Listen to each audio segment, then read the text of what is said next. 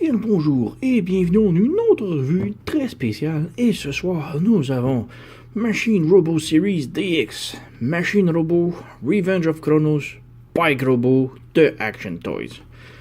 Et maintenant, j'ai besoin d'une pause. Pour ceux qui le connaissent, sous les cartes, les dessins animés des années 80, nous avons ici Cycle, ou aussi connu sous Bike Robo de la Revanche de Chronos. Je sais pas si c'est ça le nom en français pour de vrai, mais bon. Bref, Action Toys ont les droits de créer des figurines basées sur le film des Gobots, qui s'appelaient les Revenge of Chronos et qui s'appelaient les Machines Robots. Mais ici, en Canada, on a connu ça sous GoBots. Malheureusement, ils n'ont pas les droits et vous venez d'entendre la petite déneigeuse passer à côté de moi. Il y a une très grosse tempête présentement et je suis enseveli chez moi, je ne peux plus sortir, alors je fais des revues. On revient au sujet de Cycle, Bike Robo. Donc, comme je disais, les années 80, les Gobots, j'étais très gros fan. Je possédais énormément de Gobots dans les figurines, les jouets.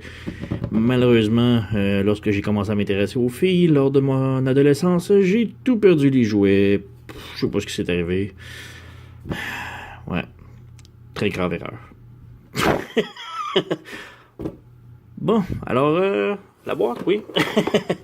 Alors, sur le dessus, nous avons Cycle. Oui, je vais l'appeler Cycle. Je sais que son nom, c'est Bike Robo, de Machine Robo. Mais moi, c'est un Gobo. Et c'est Cycle. Donc, sur le dessus, nous avons Cycle en train de blaster avec ses mains. On a sur le côté Cycle. Derrière, nous avons Cycle en mode robot et en mode moto. Sur le côté, encore le robot. En dessous, nous avons la moto. Et perdons plus de temps et ouvrons la boîte. On jette. Maintenant, dans la boîte, nous avons les instructions dans le reste de la boîte. Ouais, nous avons tout d'abord les instructions. Une simple grosse feuille de carton pliée en deux. À l'intérieur, on a l'impression de monter des Legos. C'est vert, rouge, bleu, blanc, toutes les couleurs. C'est très arc-en-ciel. Mais bref, la transformation reste relativement très simple. Et elle prend beaucoup de l'ancienne figurine de Action Toys, de Cycle, de Bike Robo. Ils en ont fait une version petite et celle-ci est une version plus masterpiece, disons DX-esque. Et on a aussi une petite feuille ici qui, pour montrer de faire très attention avec les cuisses. Il nous indique ici que les cuisses, il faut les peser par là, les rentrer vers l'intérieur et non pas les faire pivoter. Ce qui est un petit peu mélangeant parce que les flèches jaunes et flèches jaunes, c'est comme pour nous dire que ces cuisses-là peuvent pivoter. Mais non, il y a le petit X dans le coin, donc ne pas rotater les cuisses. Il faut les glisser. Je vais vous montrer ça pendant la transformation. Et même chose pour le stand. J'ai aucune idée pourquoi, mais il faut que le stand pivote, tourne dans le sens des aiguilles d'une montre et non pas à l'envers. J'ai aucune idée. Bref, on s'en fout. Rien. À l'intérieur, il y avait aussi un petit sac. Dans le petit sac, il se trouvait ceci. Personne ne sait c'est quoi. D'après moi, ça fait une référence très obscure à un épisode que personne n'a vu. Même moi, que j'ai beaucoup écouté les cartoons dans ma jeunesse, j'ai aucune idée c'est quoi. Mais par contre, incluant le sac, venait aussi... on va ouvrir. On jette. Il venait plusieurs visages dans le sac avec cette figurine-là. Et j'adore les visages. Les visages sont très, représentatifs. Très représentatifs de les dessins animés. Donc on a un des visages ici, visage neutre. Et je vais vous montrer tantôt le visage. Ça c'est qu'est-ce que Cycle avait réellement l'air dans le dessin animé. Les yeux orange, les lignes oranges ici, le gris de la bouche. Dans ma jeunesse, j'ai toujours cru que le gris était plutôt un genre de barbe matinale jamais rasée. Mais bref, on peut prendre le visage et l'appliquer ici. Comme je dis, j'ai aucune idée qu'est-ce que ça fait référence, mais ça fait sûrement référence à quelque chose. Si vous le savez, dites-moi-le. Moi, j'ai aucune idée. On va mettre le petit bonhomme de côté. On continue avec les visages. Nous avons aussi deux autres visages représentatifs des dessins animés. Donc, on a le petit sourire diabolique ici. Et on a le sourire fâché, très méchant, avec les dents jaunies de cigarette et la barbe pas faite matinale. J'adore ce visage. On va mettre ça de côté. Oh, juste mentionner aussi, les visages tiennent par des petits aimants à l'endos. Donc, on peut quand même coller les visages ensemble. Ça twink. Bien sûr. Donc, ouais, ça tient. C'est des aimants. C'est quand même très bonne idée. On a aussi un autre petit visage. Celui-ci est tout blanc.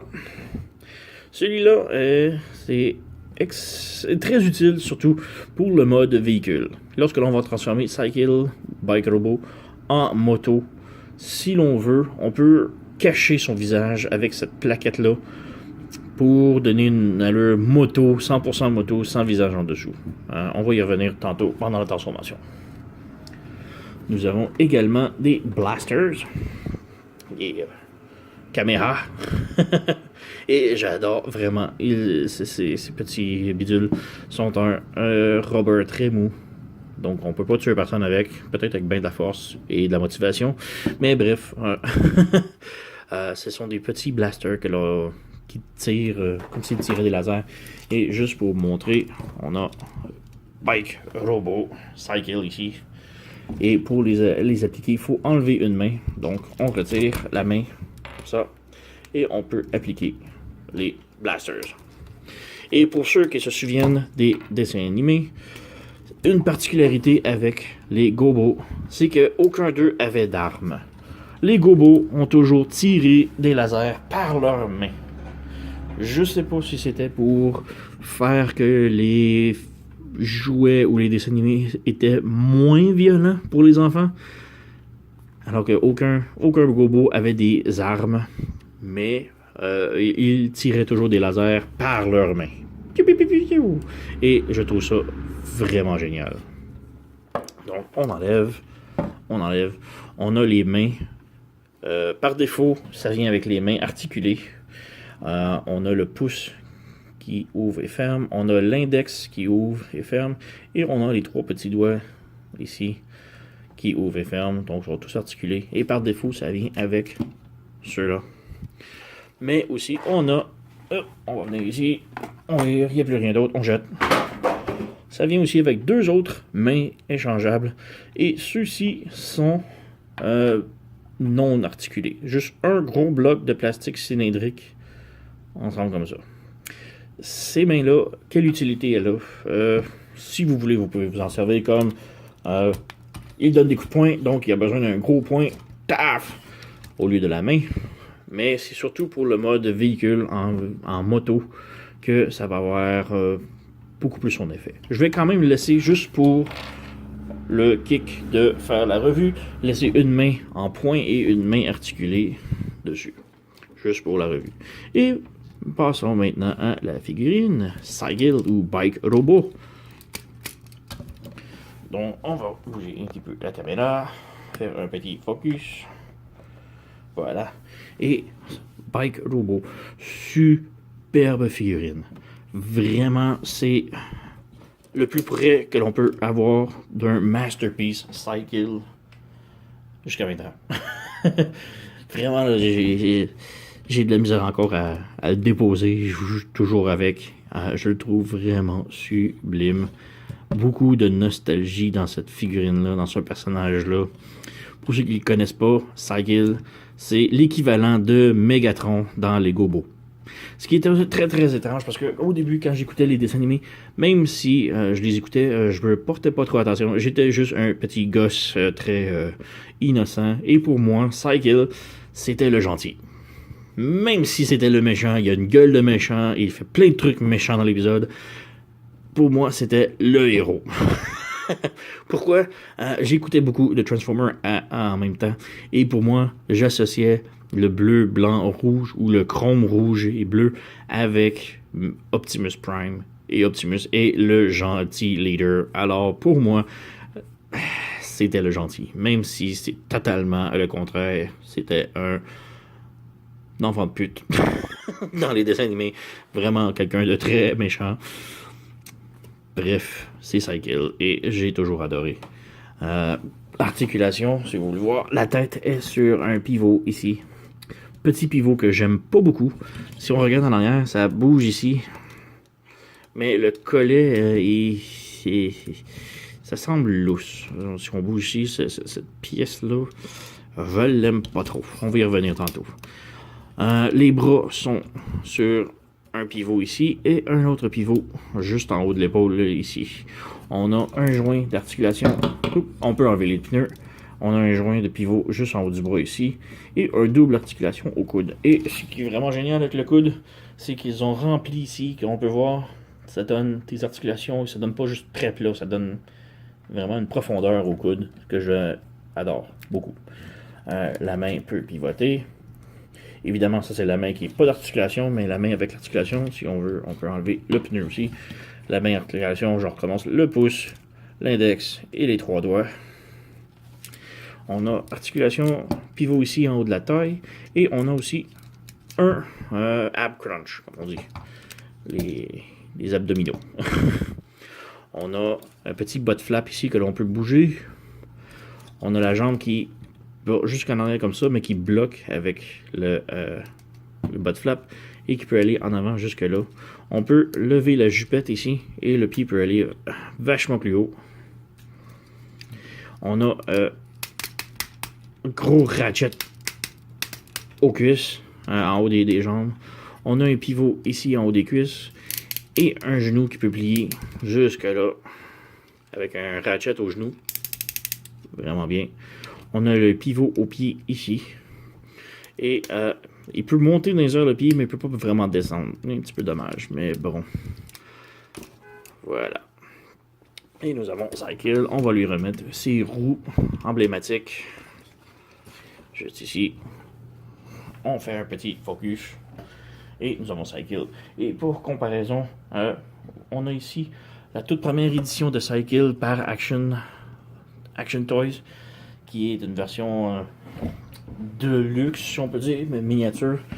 On voit quand même le bleu qui est très différent, rouge plus vivant. Le gris est complètement chrome sur la version DX. Donc vraiment une version masterpiece de Cykill. On remarque aussi le petit visage. Si on peut faire un petit focus. Ce visage-là et ce visage-là, ce sont les visages emblématiques de Cykill en version jouet. Quand vous achetez le jouet, c'est ce visage-là qu'il y avait. Quand vous écoutez les dessins animés, c'était l'autre visage que l'on voit. Voici la face fâchée. Et un petit focus pour changer le visage. Vraiment génial comme gimmick. On fait juste appuyer sur la lumière et ça éjecte le visage. Donc on a ici le visage jouet et on peut lui mettre son visage méchant. Ouais. J'adore beaucoup la gimmick du visage. Autre comparaison, on a ici Eagle Robot ou Jet Robot qui était Eagle 1, Leader 1 je crois.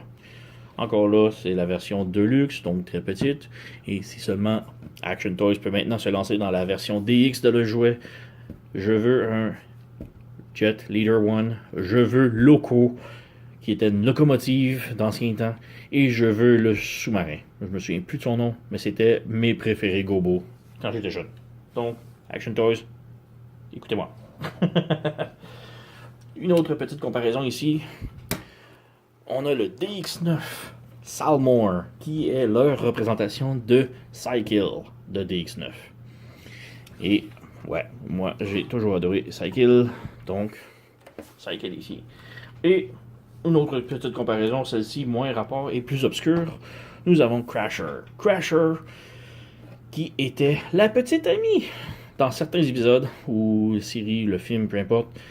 Dans certains épisodes, c'était une femelle, dans certains autres épisodes, c'était un mec. Mais dans les épisodes que Crasher était une femme, c'était la petite amie de Cycle. Un couple à couper le souffle. J'ai toujours adoré Crasher. Et maintenant, je veux un Crasher DX pour aller avec. Il a besoin de sa petite amie. Et une dernière petite comparaison, plus pour les fans, si vous voulez voir petite différence entre un Masterpiece Transformer et le DX Robo, Bike Robo. On peut voir qu'ils sont quand même plus ou moins de la même taille, mais Bike Robo est un petit peu plus gros, mais il y a beaucoup plus de... Bumblebee a quand même plus de heft, qui est le Masterpiece Movie Bumblebee, soit dit en passant. Donc, voilà. Maintenant, on peut passer aux choses sérieuses. La transformation. Pour transformer, tout d'abord, on enlève les roues. Ouais, je sais, c'est du parts forming, mais bref, c'est pas si mal. On va laisser le visage fâché pour l'instant. On vient ici, on met les bras droits en avant, comme ça. Et à l'épaule ici, on vient débrancher, comme ça. Et on fait la même chose de l'autre côté, comme ça. Quand vous allez le rebrancher en mode, si vous voulez le retransformer en mode robot, faites très attention, puisque si vous appuyez ici, on peut voir que en appuyant, si on peut faire un petit focus, ça force ce plastique-là et c'est très épeurant. Donc faites très attention en reclippant dessus. On peut voir qu'il y a un léger stress qui se fait en branchant. Bref, maintenant les bras sont rabaissés comme ça. On prend les poignets et on les pivote par en arrière. Bloc, bloc. Ensuite, on vient ici, on prend la tête et on la tire. Un peu comme la transformation de l'original. Et comme je disais ici, la pièce, cette pièce-là m'énerve beaucoup. C'est le collet, là. Elle bouge beaucoup trop, à mon avis. J'aime vraiment pas ça. Mais en bref, on laisse ça là pour l'instant. On vient avec les bras. On lève les bras diagonal comme ça. Et maintenant, on vient... On peut voir ici, il y a un joint au centre de la plaquette grise. On la plie vers l'extérieur comme ça. Et on ramène le bras au complet à l'intérieur jusqu'à ce que ça clippe au centre. Ici, on a deux petits pegs rouges, très difficiles à voir, qui vont se brancher dans le trou qui est ici. Donc, on vient brancher. Voilà. On va faire une chose, on met droit, on rabaisse, on ramène et on rebranche. Et voilà, on a les bras de fait maintenant. Ensuite, les bras, on peut venir ici plier pour déterminer où est le coude. Et le coude, on doit le pivoter comme ça pour que les bras soient vers l'extérieur. On ramène vers l'intérieur.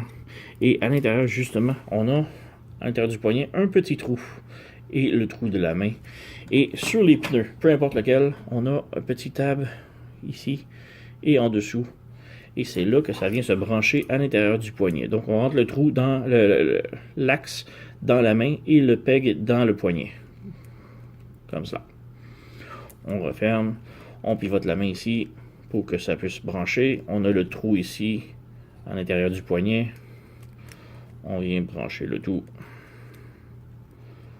Voilà. Et nous avons le devant de la moto de fait. Pour les jambes maintenant, on vient ouvrir la jupette vers le haut et on l'amène sur le côté, comme ça. Il faut vraiment que ce soit flush ici. On ramène ici. On commence par cette jambe-ci. On fait pivoter le pied juste pour donner un petit peu de jeu. On lève la plaquette, on la ramène. On a une autre petite plaquette ici, on la ramène, comme ça. Ensuite, les instructions, le petit truc bémol qui montrait, je vais juste plier le genou. Ici, on a une petite ligne et la ligne est comme en biais sur la cuisse. Il faut venir glisser la cuisse jusqu'à ce que ça clippe, comme ça. On vient séparer la cuisse jusqu'à ce que ça clippe. Ensuite, on ouvre le pied comme ça, la jambe. On pivote le pied, on le rentre à l'intérieur, on clippe. Comme ça. Ensuite, on peut venir plier le genou jusqu'à ce que la cuisse accote sur la jambe ici. On ferme le panneau. On ferme le panneau comme ça et on referme de l'autre côté. Et voilà. On a maintenant une jambe de fait. On peut venir plier ici et de l'autre côté. Donc, on lève le panneau ici. On lève ici. On ouvre la jambe ici. On pivote le pied. On rentre. Assez simple jusque là. Ensuite, même chose pour la cuisse. On peut lever le bas de flap. On glisse. Voilà. Comme ça, c'est séparé ici parfaitement. On peut ensuite plier ça ici. Et on vient plier la jambe à l'intérieur. On vient ici fermer ça. Comme ça. On ferme la jambe. Ferme ça ici. C'est sûr que tout est bien. Et juste avant de tout brancher, les jambes ici, on vient brancher le pneu. Ici, vous regardez en arrière, on a le trou pour mettre l'axe et le peg pour mettre le crochet. Même chose avec le pneu, le crochet de chaque côté. On vient brancher, comme ça. Et maintenant, on vient tout brancher le tout. Voilà, voilà. On ferme la jupette. Et ici, sur les genoux, on a des petits pegs bleus qui vont venir se brancher à l'intérieur, entre les carrés jaune-orange. Voilà. Et nous avons la moto maintenant complètement transformée. On peut lui mettre son stand. Et voilà. Donc Cycle en mode moto. Et il est vraiment génial. Et tout comme le jouet. Désolé, il y a du bruit à l'extérieur. Comme je disais, la ramasseuse de neige qui passe. Je vais pouvoir sortir de chez moi demain. Ouais. Mais bref, tout comme le jouet dans le temps, on peut bouger les bras pour lui donner un look plus moto ou moto de sport. Vraiment cool. Je sais pas si c'était voulu cette petite gimmick, mais quand j'étais petit, je jouais beaucoup avec cette gimmick. Que là, il y avait vraiment besoin d'aller vite, et puis là, il était dans le centre-ville, il y avait moins besoin d'aller vite. Et... ouais, j'ai beaucoup d'imagination et j'avais pas beaucoup d'amis. Comme je disais ici, on a le visage de Cycle méchant fâché juste en dessous de la tête. Et moi, personnellement, ça me dérange pas tellement parce que tout a été comme ça. Et même dans les dessins animés, il y avait quelques occasions où Cycle faisait simplement lever sa tête ici et pouvait voir où il roulait en moto. Donc, ça me dérange pas tellement.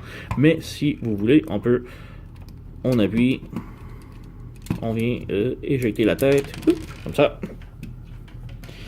Et on peut prendre la plaquette blanche et l'insérer ici. Et voilà. Et maintenant, on a une moto beaucoup mieux faite. Il est vraiment génial. Les pneus sont en rubber. Ça roule parfaitement. Quand même un bon équilibre, malgré qu'il ne tient pas juste sur deux roues, parce que les roues sont quand même minces. Le centre d'équilibre il est beaucoup plus bas, donc c'est quand même pas si mal. J'ai oublié de mentionner qu'il y a du métal à l'intérieur.